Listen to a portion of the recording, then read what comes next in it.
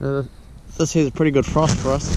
The sun's just coming up, and we've still got a bit of frost around. I'm currently in the new grass paddock.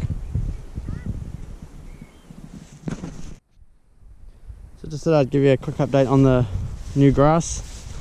The paddocks that I'm in now, these are the top two paddocks that we had for turnips, the last two.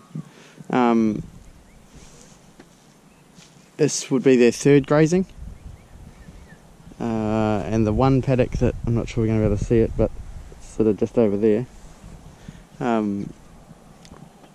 that's had its second grazing, so its third grazing will be with milking cows. But I'm thinking about sticking the dry cows in here. We've got really nice weather at the moment, so they're not going to do too much damage to it. The thing I'm trying to work out is whether I give them 2/3 of this first paddock and a third of the next one, and then 2/3 of the far one, just to stretch it out a little bit further. Yes, that's what I'm trying to work out now.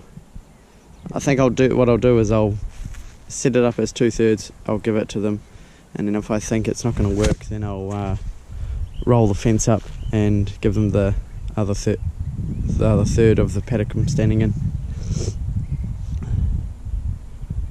Yeah, I try and look after my new grass paddocks when they're, early in their young, you could say.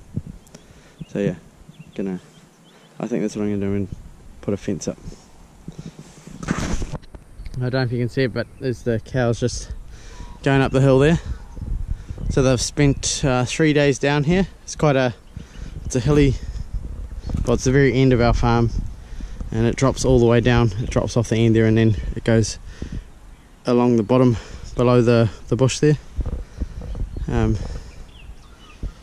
Yeah, so I ended up feeding out silage in the break where they're going to now, and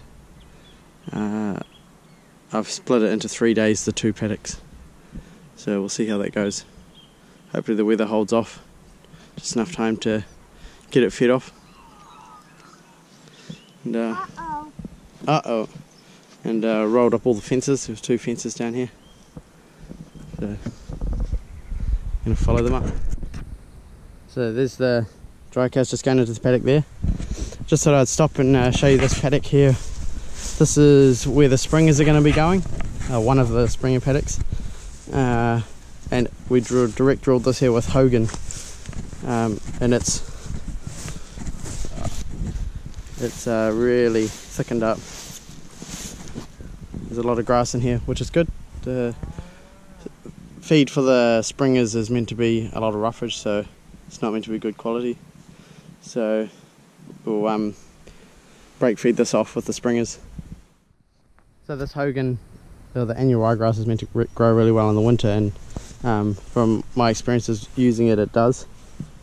You can see it in amongst, you got, so this here is the Hogan. It's quite a wide leaf, the annual ryegrass, and this here is your normal ryegrass just here. So there's still, there's still the original pasture in here, but there's a lot of the wide leaf annual ryegrass in amongst it. Yeah, so really happy with how it grows. We got, I can't remember how much of the runoff, and I think we've done 4 paddocks here with it, so yeah, it's grown really well. So here we have the dry cows. It's the fence that I've got set up, so they've got a piece of this first paddock, and then I've set up another fence just up there. I'm not sure you can see it, and I've fed out silage on that side. So tomorrow I'll roll the fence up, let them in here, and then open this gate, and they can have the other side. So yeah, so this is our permanent pasture, so we've put in base.